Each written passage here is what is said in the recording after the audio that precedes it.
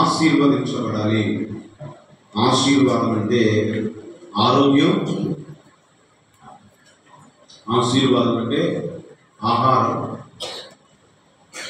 నెమ్మది. సొలొమోను ఆయన అంటున్నాడు, చాలా తెలివైన వాడే, జ్ఞానం కలిగిన వాడు, చాలా సంపాదించుకున్నాడు. అతని కొరకు ఇదివరకు కాలంలో చెరువులు తవ్వించుకున్నాడు. ఎందుకంటే పొలాలు ఎక్కువ ఉన్నాయి, బోర్లు లేవు కదా, చెరువులు తవ్వించుకునేవాడు. ద్రాక్ష చెట్లు చాలా నాటించుకునేవాడు. ఇల్లు కట్టుకున్నాడు బాగా. చాలా ఐశ్వర్యవంతుడు, చాలా తెలివి కలవాడట. అతను ఎన్ని విధాలుగా తన జీవితంలో ఎన్ని ఆస్తిపాస్తులు ఉన్నాయో అన్నీ చెప్పుకోవచ్చు. ప్రసంగి గ్రంథంలో మీరు ఒకసారి బైబిల్ తెరిచి చూడాలి.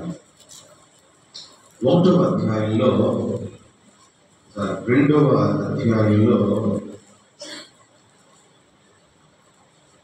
4వ వచనం నుండి చదువుతాను నేను. చూడండి, ప్రసంగి గ్రంథము 2వ అధ్యాయము 4వ వచనం. నేను గొప్ప పనులు చేయకూరుకుంటుని, నా కొరకు ఇండ్లు కట్టించుకుంటుని, ద్రాక్ష తోటలు నాటించుకుంటుని, నా కొరకు తోటలను శృంగార వనములను వేయించుకొని వాటిలో సకల విధములైన ఫలవృక్షములను నాటించింది. వృక్షముల నారుమళ్ళు నీరు పారుటకే నేను చెరువులు తవ్వించుకుంటుని, పనివారిని పనికత్తెలను సంపాదించుకుంటుని, నా ఇంట పుట్టిన దాసులు నాకుండిని. యెరూషలేము నందు నాకు ముందుండిన వారందరికంటే ఎక్కువ పశువుల మందలు, గొర్రెలు, మేకలు మందలు బహు విస్తారముగా సంపాదించుకుంటుని, నా కొరకు నేను వెండి బంగారములను రాజులు సంపాదించు సంపదను ఆయా దేశములలో దొరుకు సంపదను కూర్చుకుంటుంది.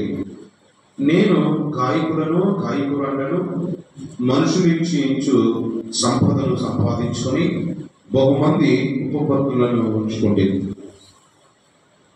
నాకు ముందు యెరూషలేములో ఉన్న వారందరికంటే నేను గరుడనై అభివృద్ధి నొందితిని. నా జ్ఞానము నన్ను విడిచిపోలేదు.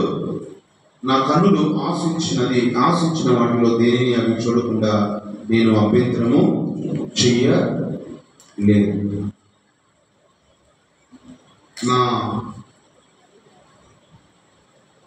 నా హృదయము నా పనులన్నిటి బట్టి సంతోషకరమైనది అనుభవింపకుండా నేను నా హృదయమును నిర్బంధింపలేదు. ఆయన చూసారా ఎన్ని విధాలుగా ఆయన గొప్ప ఇల్లు కట్టించుకున్నాడట. ద్రాక్ష తోటలే ఏకంగా నాటించుకున్నాడట. తన కొరకు శృంగారంగా అందంగా ఉండేటువంటి చెట్లతో కూడిన వనాలు, సొలొమోను తోటలు, ఇట్లాగా ఆయన కొరకు, ఎందుకంటే చక్కగా ఉంటుంది కదా చెట్లు, వనం, అలాగా ఆయన నాటించుకున్నాడట.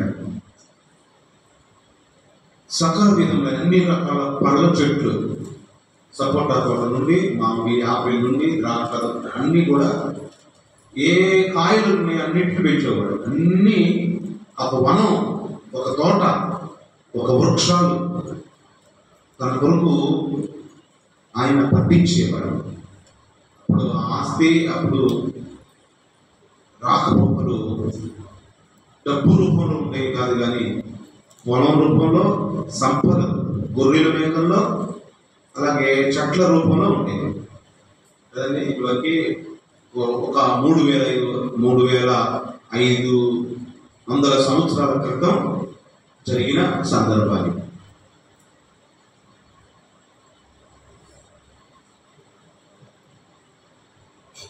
అతను చెరువులు తవ్వించుకున్నారు. అన్నిటికీ నీళ్లు కావాలి కదా, నీళ్లు కోసం చెరువులు తవ్వించుకున్నాడు. బావి కావాలంటే ఎంత తవ్వాలి, చెరువులే ఏకంగా పన్నులు పెట్టుకొని తవ్వించుకున్నాడు.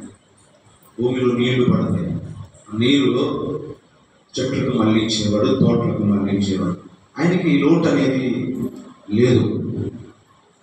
పనివాళ్ళు చాలా మంది ఉన్నారు, పనిగత్తెలు చాలా మంది ఉన్నారు.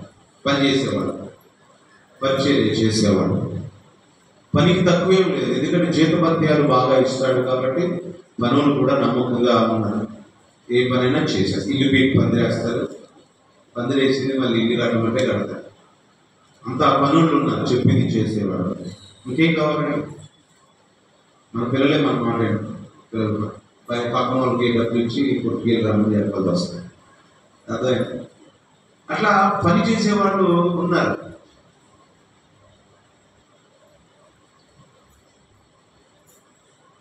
వారి పిల్లలు దాసులు పిల్లలు కూడా ఉన్నారు. అంటే వాళ్ళ పిల్లలు ఉన్నారు పనులు, వాళ్ళ పిల్లలు కూడా మరి వీరికి పరిచయం చేసే వారసత్వం కలిగిన వారు ఉన్నారు. తరతరాలు మేకుల మందులు ఉన్నాయి, విస్తారంగా ఉన్నాయి. అంటే లెక్క పెట్టడానికి లేకపోతే విస్తారం అని చెప్పారు. ఇక గొర్రెలన్నీ కూడా మేకలు ఎన్ని ఎంత ఉన్నాయో వాళ్ళు. ఒక రాజకీయ మీటింగ్ జరిగినప్పుడు ఎలాగా వందలాది మంది వస్తారో అట్లనే కనుచూపు మరలో మేకల మందలు ఉన్నాయి. ఈ ఆస్తి గొర్రెలు కూడా అలాగే ఉన్నాయి. పశువుల మందలు, గొర్రెలు, మేకలు. వెండి బంగారాలు, వెండి ఉంది, బంగారము ఉంది. ఎన్ని ఉన్నాయండి? బంగారం, వెండి పట్టీలు, వెండి వస్తువులు, వెండి ఉంగరాలు, వెండి పెన్నులు, వెండి పాత్రలు, వెండి గిన్నెలు కొన్ని ఉండొచ్చు. బంగారము ఎంత కావాలంటే అంత బంగారం ఆయన కలిగి ఉన్నాడు. ఇక ఇది తినాలి అంటే ఇది తినేది, ఇది చేయాలంటే ఇది చేసేవాడు. ఏ ఇంట్లో ఉండాలో ఆ ఇంట్లో ఉండేవాడు, ఎక్కడ ఉండాలంటే అక్కడ ఉండేవాడు. ఒక చోటని కాదు. 40 ఏళ్ళు ఇశ్రాయేలు అంటే యూదుల మీద పరిపాలన చేశాడు. ఎన్ని సంవత్సరాలు? 40 ఏళ్ళు.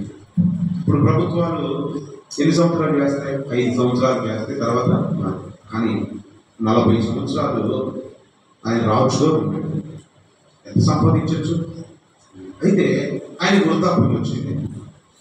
అసలు నాకు కలిగిన వాటన్నింటిలో సంతోషంగా ఉండే ఏంటి, నన్ను ఆనందంగా ఉంచి ఏంటి, మొత్తం క్యారీ చేసుకుంటే 2-3 విషయాలు మనిషికి సంతోషాన్ని ఇచ్చేయి అవే అంటాడు. మిగిలినవన్నీ కూడా వ్యర్థమే అని చెప్పాడు.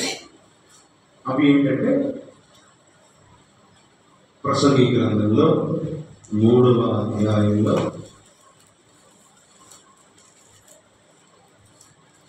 5వ అధ్యాయము 19వ వచనం చదవాలి. 5వ, అందరూ కూడా బైబిల్ తీసి చదవాలి. 5వ అధ్యాయము 19వ వచనం ఏముంది? మరియు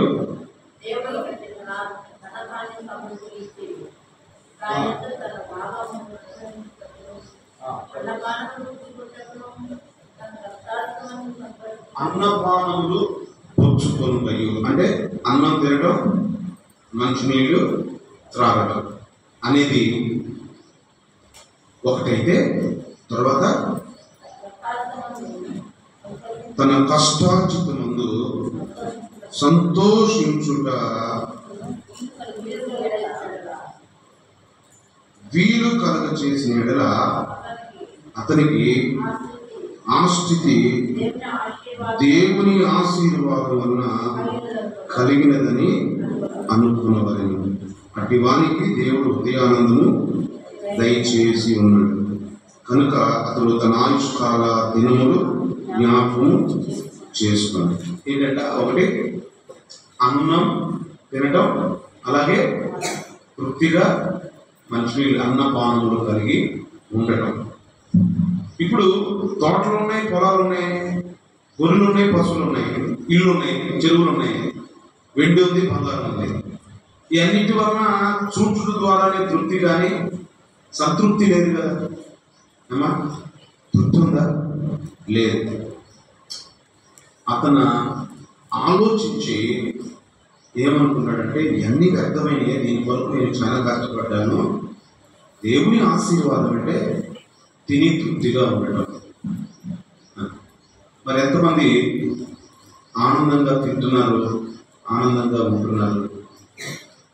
తినటం మానేయటం వలన మీకు సంతోషం కలుగుతుందా? తినటం వల్ల సంతోషం కలుగుతుందా? కొంతమంది ఉన్నా తినట్లేదు, కొంతమంది తినబుద్ధి కావట్లేదు. ఎందుకంటే ఏదో రకమైన ఆలోచన.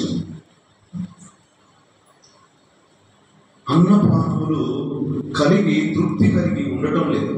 దేవుని యొక్క ఆశీర్వాదం.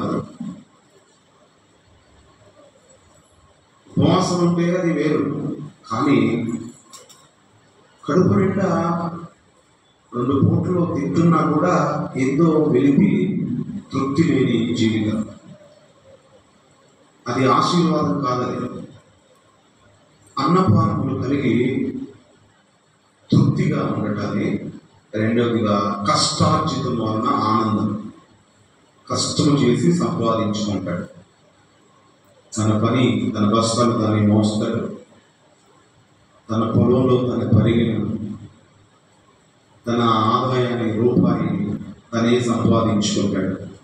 ఇది దేవుడి వలన కలిగిన ఆశీర్వాదం. కాబట్టి యేసుక్రీస్తు ప్రభు కూడా శిష్యులకి చెప్పారు, మాకు ప్రార్థన నేర్పమని అడిగారు. ప్రార్థన నేర్పమంటే ప్రార్థన ఇలా చెయ్యండి అని ప్రభువు చెప్పాడు. ఆ ప్రార్థన మొదటిగా ఏమని చెప్పాడంటే, దేవుని స్తుతించాలి. ఏంటది? మీరు ఇలాగా ప్రార్థన చేయండి, పరలోకమందు నీ చిత్తము నెరవేరుచున్నట్లు భూమి మీద కూడా నీ చిత్తము జరుగును కాక.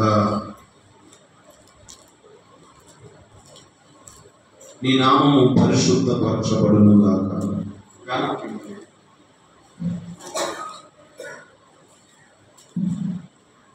నీ నామము పరిశుద్ధపరచబడాలి.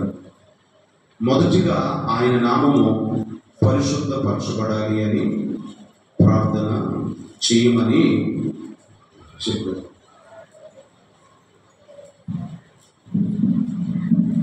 ఆయన నామము పరిశుద్ధపరచబడాలి, ఆయన రాజ్యము రావాలి. మొదటిగా దేవుని విషయమై ఆలోచన చేసి ఆయన్ని గణపరచాలి. మనిషి ఆశీర్వదించబడతాడు. దేవుణ్ణి గణపరిచిన వారిని దేవుడు గణపరుస్తాడు. మీరు దేవుణ్ణి గణపరిచారనుకో, మిమ్మల్ని కూడా దేవుడు గణపరుస్తాడు. దేవుణ్ణి ఎలా గణపరచాలి? వారు భాషలు మాట్లాడుతూ దేవుని గణపరచుచుండిరి అని ఉంది. భాషలు మాట్లాడటం దేవుని గణపరిచినట్లే. ఆయనకి ఘనత ఎప్పుడు వస్తుంది? స్తుతి, మహిమ, ఘనత, ప్రభావములు నీకు కలగాలి. ఆయనకి ఆ ఘనత ఎప్పుడు కలుగుతుంది? స్తుతి చేయటం ద్వారా, ఆయన పని చేయటం. నీ నామ ఘనత కొరకు ఈ మందిరమును కట్టించాను. ఎవరు నామ ఘనత అంట? ఆయన ఘనత. ఆయన ఎప్పుడు ఎట్లా ఘనత వస్తుంది ఆయనకి చెప్పండి? ఈ మందిరము బట్టి అందరూ వచ్చి దేవుని మందిరంలోకి ఆరాధన చేసుకోవటానికి వీలుగా, చక్కగా బయట గంగాలం పాత్ర కడుక్కొని లోపలికి రావడానికి, పనులు అర్పించుకోవడానికి వీలుగా, భోజనం చేయడానికి వీలుగా, ఇలాగా నీ ప్రజలు సుఖంగా నెమ్మదిగా వచ్చి ఆరాధించుకోవటానికి నీ నామం ఘనత కొరకు ఈ మందిరాన్ని కట్టాను అన్నాడు దైవజనుడు. అంటే మందిరాన్ని కట్టడం కూడా ఆయన ఘనత కలుగుతుంది. ఆయనను స్తుతించడం ద్వారా ఘనత కలుగుతుంది. భాషలు మాట్లాడటం ద్వారా ఘనత కలుగుతుంది.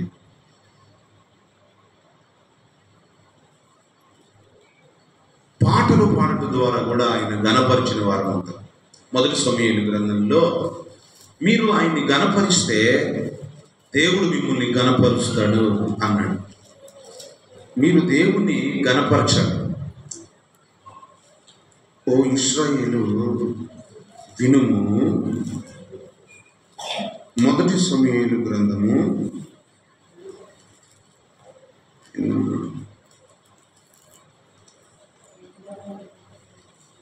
2వ అధ్యాయము 30 చదవండి.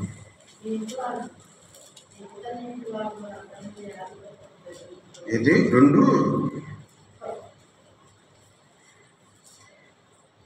30. ఇంటివారు నీ పితరుని ఇంటివారును నా సన్నిధిని యాజకత్వము జరిగింతురని యెహోవా ఆజ్ఞ ఇచ్చి ఉన్నను.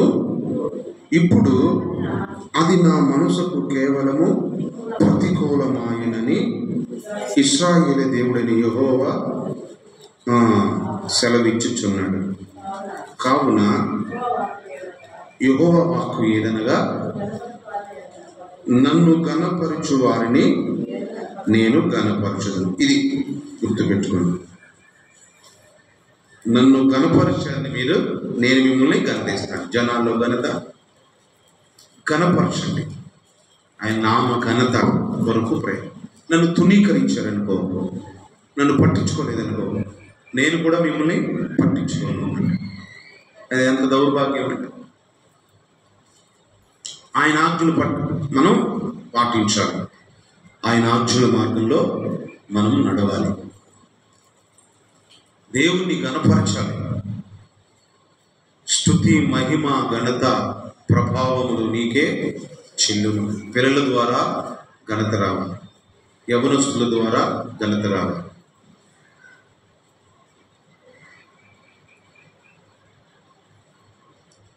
దేవుని స్తుతించుట ద్వారా ఆయన్ని గణపరచాలి.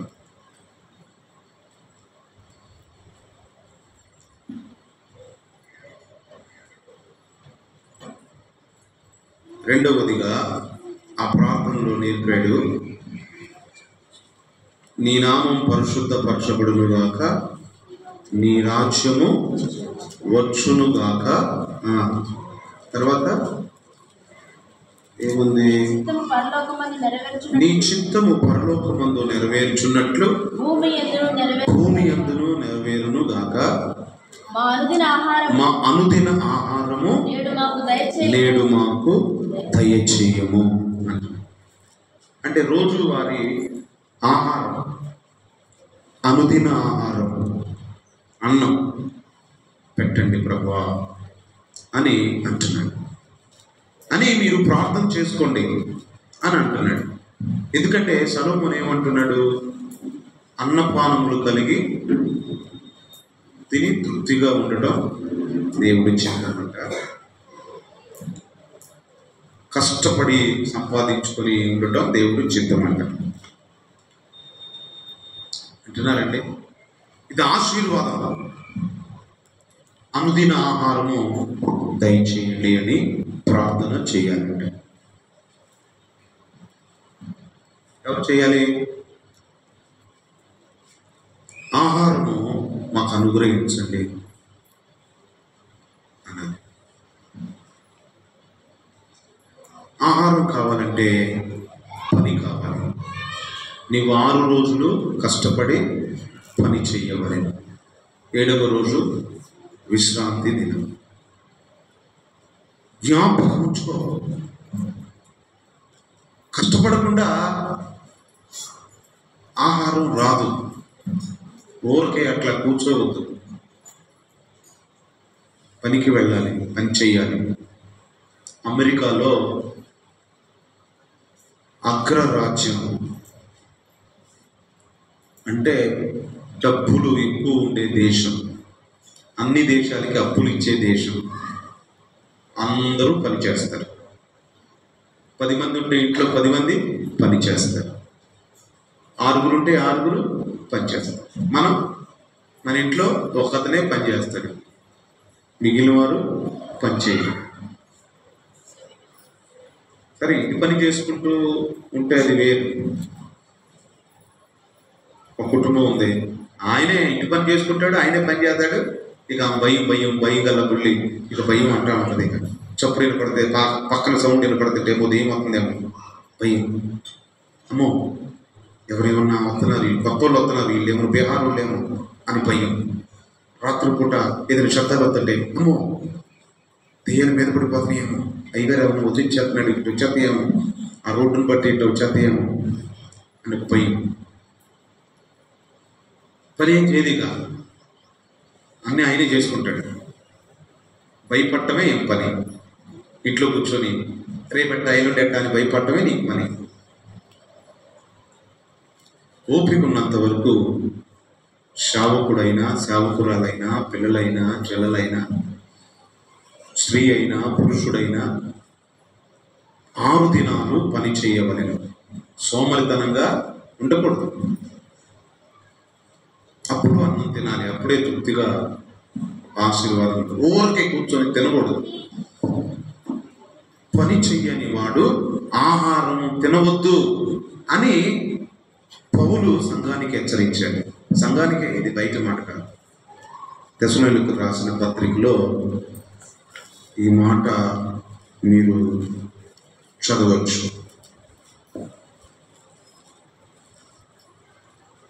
తెస్సలోనికీయులకు రాసిన పత్రికలో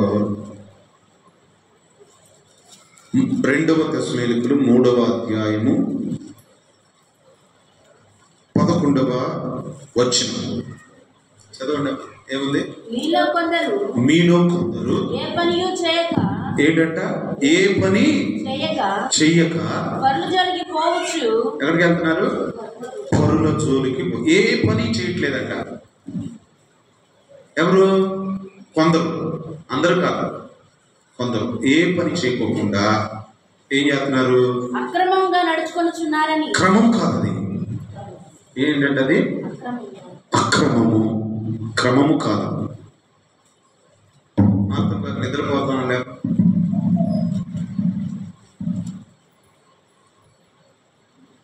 అక్రమం. ఏదంటే అక్రమం? పని చేయకుండా అన్నం తింటాం అక్రమం. ఏంటంట? పని చేయకుండా అన్నం తింటాం అక్రమం. పని చేయకపోవడం వలన సోమరులు అవుతారు, బద్ధకం వస్తుంది, రోగాలు కూడా వస్తాయి. కొంతమంది పని చేయకుండా అన్యాయముగా, అక్రమముగా నడుచుకుంటున్నారు. కాబట్టి అట్టి వారు నెమ్మదిగా పని చేయొచ్చు, సొంతముగా సంపాదించుకొనిన ఆహారము భుజించవలని ప్రభువైన యేసుక్రీస్తు పేరిట ఆజ్ఞాపూర్వకముగా హెచ్చరిస్తున్నాను. రిక్వెస్ట్ కాదు, వింటున్నారా? ఆజ్ఞాపూర్వకముగా హెచ్చరిక ఏంటంటే నిదానముగా పని చేసుకొని సంపాదించుకోండి. ఒక ఆమె ఉంది, పనికి వెళ్దాం, అందరూ తగ్గడం లేదు. ఆ ఇంటి దగ్గర కూర, ఇంటి దగ్గర కూర, ఇంటి దగ్గర కూర ఉంటుంది. భర్తలేడు, వెదవరాడు. పాతగూడులో కాసేపు, కొత్తగూడులో కాసేపు, అక్కడ పని చే అసలు వంట పొయ్యి వెలిగించి 8 సంవత్సరాలు అయిపోయాయి. దేవుడు దిక్కులేని నీ విధవరాల్ని దీవించాలి, ఆస్వాదిస్తాడు అనేది అలా వర్తిస్తుంది. అదనంగా దేవుడు నీ నాన్న ఉండొచ్చు, కానీ నీవు పని చేసుకోవాలి ఒప్పుకున్నంత వరకు. చాలామంది పని చేసుకుంటున్నారు. కొంతమంది విధవరాళ్ళు దశభాగాలు ఇస్తున్నప్పుడు నా చేతులు వణుకుతాయి, నాకు భయం వేస్తుంది. ఇది దేవుడు సొమ్ము, కష్టార్జితంతో తెచ్చిన అంటాం. దావీదు ఒకసారి ఒక చోట తప్పికకున్నాడు. తప్పికకుంటే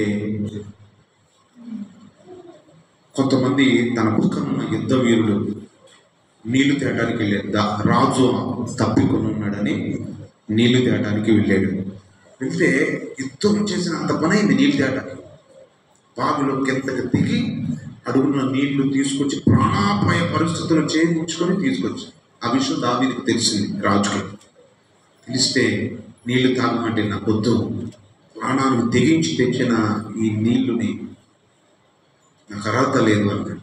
కానీ కూర్చొని నేను తాగుతున్నాను. నేను రాజు అయితే రాజే, అక్కుంటే అక్కుండొచ్చు. ఎంత నీతిమంతుడు దావీదు. భలే ఆశ్చర్యం అనిపిస్తుంది మొదటి సమూయేలు గ్రంథంలో ఆ మాటలు చదివింది. ఎందుకంటే ఆ కష్టార్జితం. ఒక ఆయన ఒక చోటకి వెళ్ళి ప్రార్థన చేయడానికి వెళ్తే ఒక పాస్టర్ గారు వచ్చారు.